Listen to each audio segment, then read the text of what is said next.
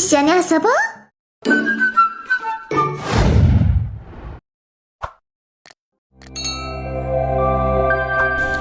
Hey semua, masih bersama Cahaya ID, channel yang membahas tentang alur cerita atau spoiler novel Battle Through the Heaven. Buat kalian yang nonton, jangan lupa untuk subscribe, like, dan share ya, biar admin semakin semangat untuk membuat konten. Oke, kembali ke alur cerita Battle Through the Heaven. Di spoiler kali ini, scene beralih ke Misty Cloud. Di sana, terlihat Junji yang bersedih. Dia menyadari bahwa Gue mengintip. Junji pun berkata, "Mengapa Anda bersembunyi? Keluarlah. Saya mengetahui Anda di sana." Saya tidak menduga meskipun Dokimu disegel oleh Yunsan, Anda masih bisa merasakan kedatangan saya. Junji bertanya, "Mengapa Anda datang ke sini?" Gue menjawab, "Tidak apa-apa. Saya hanya ingin melihat calon istri saya." Hahaha. Mendengar hal tersebut, Junji berkata, "Jangan berpikir ini adalah keinginan saya. Saya sungguh tidak mengetahui tentang perjodohan ini. Semua ini hanya keinginan dari guru, dan saya tanpa daya tidak bisa menolaknya." Kemudian Gue berkata, "Apakah semua ini karena Soyan? Apakah benar jika Anda telah jatuh cinta padanya?" Junji menjawab, "Jangan bicara omong kosong. Aku hanya belum siap untuk melakukan ini. Jangan berlagak bodoh. Aku sudah mengetahui dari Yunsan. Anda harus mengingat ini. Anda tidak akan bisa bersatu bersama Xiaoyan, karena Xiaoyan sebentar lagi akan mati di tangan Yunsan. Maka dari itu, mau tidak mau, Anda hanya akan bisa melupakannya," ucap Gue. Setelah mendengar itu, Junji terdiam dan Gue segera pergi dan menyuruh Junji istirahat. Scene beralih ke arah Xiaoyan. Sepertinya dia sudah menyelesaikan pil obatnya, dan tak lama kemudian Yaoyi sudah datang untuk mengambil pil obat Xiaoyan. Terlihat Magical Base sudah mendapat pemulihannya dan siap untuk mengantar mereka perang menuju Misty Cloud. 2 hari sudah berlalu, semua orang terlihat sudah siap. Mereka pun berangkat menuju ke sekte Misty Cloud. Di sana, pernikahan Yunji akan segera dilaksanakan. Yunji di sana terlihat cantik, tapi dia sangat sedih dengan pernikahan ini. Namun, dia harus melakukan di saat mereka sudah siap untuk menikah. Ketika pernikahan akan dilaksanakan, tiba-tiba suara tajam dan angin kencang terdengar di langit tepat saat sambaran yang menggembirakan itu meletus. Segera, sosok hitam tiba-tiba terbang di udara saat melesat ke depan panggung pernikahan. Suara angin deras yang tiba-tiba segera menarik fokus dari semua tatapan. Ekspresi Yunsan tenggelam saat semua orang terkejut. Sosok itu melintas dan muncul di bawah panggung pernikahan. Kekuatan yang menakutkan melonjak keluar dari lengan Yunsan sebelum menghantam sosok hitam itu. Dentang. Suara logam bertabrakan terdengar dan sosok hitam itu dipaksa kembali oleh Yunsan sebelum akhirnya berputar-putar di udara dan dengan berat memasukkan dirinya ke dalam tanah yang keras. Tatapan semua orang menyapu hanya untuk menyadari bahwa itu adalah penguasa berat berwarna hitam yang sangat besar. Keke, pemimpin sekte Yunsan, mengapa kamu harus terburu-buru? Masih belum diputuskan apakah sekte Misty Cloud akan mengadakan pernikahan atau pemakaman hari ini. Tawa yang jelas dari seseorang pemuda perlahan menggema di langit saat penguasa Suan hitam itu mendarat di tanah. Wajah suram terlihat di wajah Yunsan.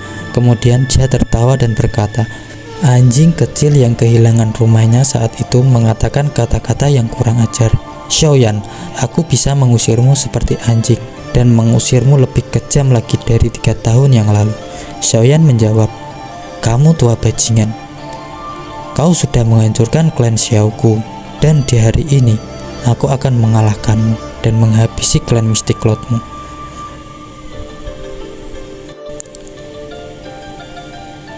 Tatapan Yunsan kemudian terarah ke arah tetua kekaisaran Jiama. Dia berkata, "Fama, Jia Xintian, apakah Anda juga akan berdiri di sisi anak kecil ini? Apakah kamu tidak tahu betapa jauhnya langit dan bumi?" Yunsan, Jangan berpikir ambisi liar macam apa yang Anda lakukan. Apa kau berpikir kami akan duduk dan dia memikirkannya? Ucap Jasitian. Benar-benar tak terduga. Anda berani kepada saya ketika kedatangan sosok bajingan kecil seperti dia. Jangan berharap Anda akan keluar dengan mudah dari sini. Tiba-tiba, banyak aura Doki meletus dari pihak sekte Mystiklot dan terbang ke langit. Di bawah panggung pernikahan, terlihat Gue yang wajahnya suram ketika melihat Xiaoyan dan yang lainnya muncul. Dia berkata kepada Xiaoyan, "Xiaoyan, hari ini adalah pernikahan saya. Bukankah kau tidak terlalu sombong dalam memimpin orang datang dan mengacaukannya?" Sekte Mystiklot telah menghancurkan klan saya. Sekte Mystiklot juga menghancurkan klan primer. Apakah itu bukan tindakan yang sombong? Karena Sekte Mystiklot berani menjadi begitu sombong, hari ini saya Xiaoyan akan mengakhiri dendam ini. Sosok Gue berkata, membalas dendam. Membalas dendam itu salah. Aku takut kau datang ke sini hanya untuk merusak acara pernikahan saya dengan Yunji. Apakah ada artinya pernikahan seperti ini jika mempelai wanita secara paksa melakukannya? Ucap Xiaoyan yang tertawa. Gue segera menyerang Xiaoyan dan kemudian Xiaoyan menjadikan jarinya dan membuat mempelai wanita menjauh dari Gue. Ketika tatapan Gue melihat Yunji, Yunji berkata, "Aku baik-baik saja." Semua orang yang ada di dekat terkejut ketika mendengar mempelai wanita yang berbicara, karena sebelumnya hanya membisu seperti patung. Yunji kemudian membuka cadar yang berwarna merah menutupi wajahnya. Xiaoyan yang di atas berbicara dengan marah, "Yunsan, kamu sungguh tercela melakukan semua ini untuk merekrut orang kuat." Yunsan menjawab, "Dulu aku mengizinkanmu melarikan diri. Saat ini, mungkin kamu tidak akan mempunyai kesempatan yang sama seperti itu." "Yunsan, ini juga ada kaitannya denganku. Serahkan orang ini kepadaku," ucap Gue. Kemudian dia berkata pada Xiaoyan, "Xiaoyan, kali ini kamu sungguh-sungguh menghancurkan pernikahanku. Jika kau pergi sekarang, mungkin aku bisa memaafkanmu kali ini." Xiaoyan menjawab, "Masalah kali ini adalah dendam klan Xiao dan klan Mystiklot. Jika ada seorang menghalanginya, aku tidak akan segan menyingkirkannya." Kemudian Xiaoyan berkata, "Bagaimana kalau kita membuat kesepakatan?" Xiaoyan berkata kembali, "Jika saya dapat dikalahkan dalam 10 pertukaran, saya akan berbalik dan pergi. Namun, sebaliknya, kau jangan ikut campur urusanku." Gue tersenyum dan berkata, "Hahaha, baiklah, baiklah."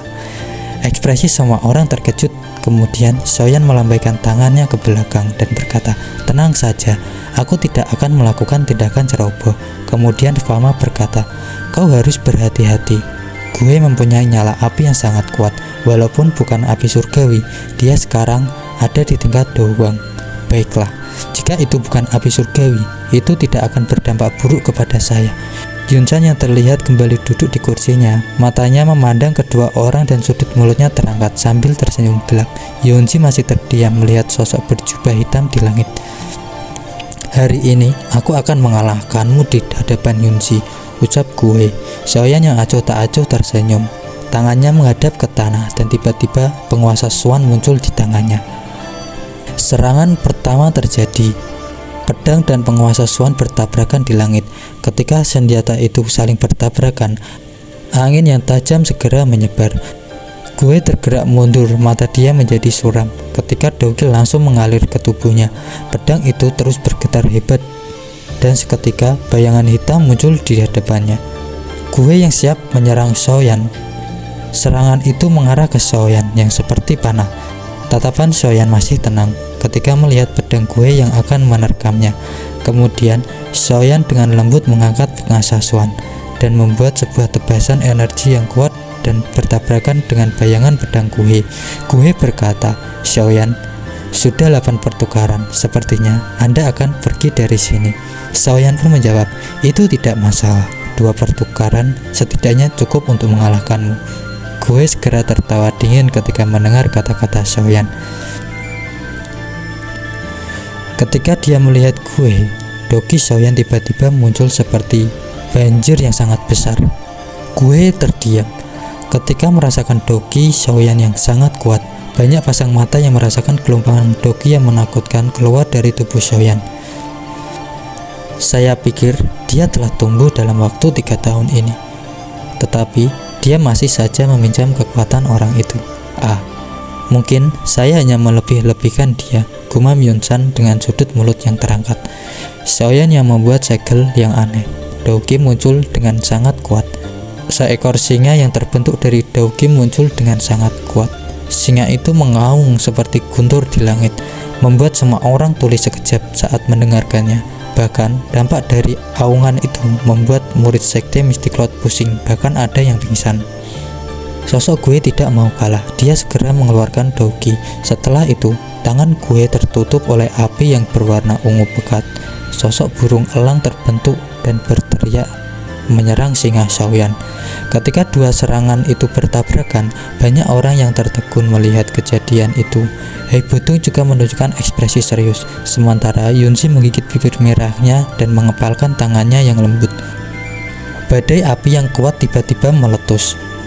Api hijau tua Xiaoyan menyebar ke segala arah dan melahap api gue. Seketika, gue terpental keras ke tanah. Darah tanpa aba-aba keluar dari sudut mulutnya. Dia jelas mengerti Xiaoyan kali ini memang membiarkan saya hidup dan pergi. Gue dengan malu menerima kekalahannya. Di sisi lain, Xiaoyan juga kelelahan saat bertarung. Tapi Xiaoyan bisa sembuh dengan cepat karena dia sudah menyiapkan pil pemulihannya di cincinnya. Suara serak gue terdengar. Pemimpin Yunsan, gue telah kalah hari ini. Jadi saya akan pergi sesuai apa yang saya janjikan. Pemimpin sekte saya akan pergi dan membatalkan pernikahan ini. Xiaoyan, saya mengakui Anda telah ada perubahan kali ini, ucap Yunsan. Terlihat Xiaoyan tertawa di langit. Dia berkata, akhirnya kau berbicara. Apa kau sudah lelah untuk duduk diam? Yunsan berkata, jika kau mengandalkan kekuatan seperti itu, kau tak akan bisa berbuat apa-apa melawan saya. Yunsan yang melihat kekalahan gue, dia segera berteriak, aku akan memberitahu ke semua orang bahwa jika ada seseorang yang menyinggung sekte Mystiklot akan terbunuh tanpa ampun, teriak Yunsan. Xiaoyan melirik ke arah Yunsan dan tersenyum. Anjing tua, kau tak perlu mengucapkan kata-kata bodoh itu. Kau telah membunuh ayah saya dan menghancurkan klan Xiao saya. Hari ini, sekte Mystiklot akan menghilang dari kekaisaran Jiama. Jika semua itu tidak terjadi, aku, Xiaoyan, yang akan mati di sini. Keseriusan terlihat pada wajah Xiaoyan. Cahaya di mata Xiaoyan tiba-tiba menjadi keras. Sebelum tawanya terdengar, dia melihat ke arah Yunyun dan berbicara padanya. Apakah sekarang kau mengerti bahwa sekte tidak ada hubungannya dengan klan Xiao dan hilangnya ayahku? Saat itu tatapan Yunyun mengarah ke arah Yunsan. Jadi, apakah kau benar-benar melakukannya? Yunsan menjawab, Yunyun, ingatlah bahwa kau adalah anggota kami. Sekarang Anda benar-benar berani meneriaki saya ketika kedatangan Xiaoyan kali ini. Yunyun sangat kecewa kepada gurunya.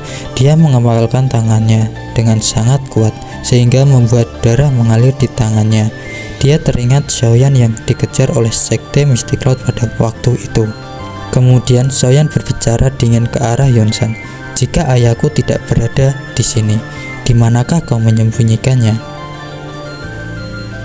Hahaha, dia berada di tempat yang tidak akan pernah kau ketahui.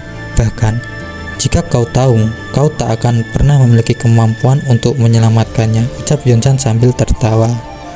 Dia benar-benar di Hell of Soul kan? Tanya Xiaoyan. Kau benar, sepertinya tubuh spiritual yang berada dalam tubuhmu yang memberitahumu kan, ucap Yunsan. Secara alami, aku akan menyelamatkan ayahku, tapi saat ini sepertinya aku harus membunuhmu, anjing tua. Dan cerita pun selesai. Terima kasih sudah menonton. Sampai jumpa.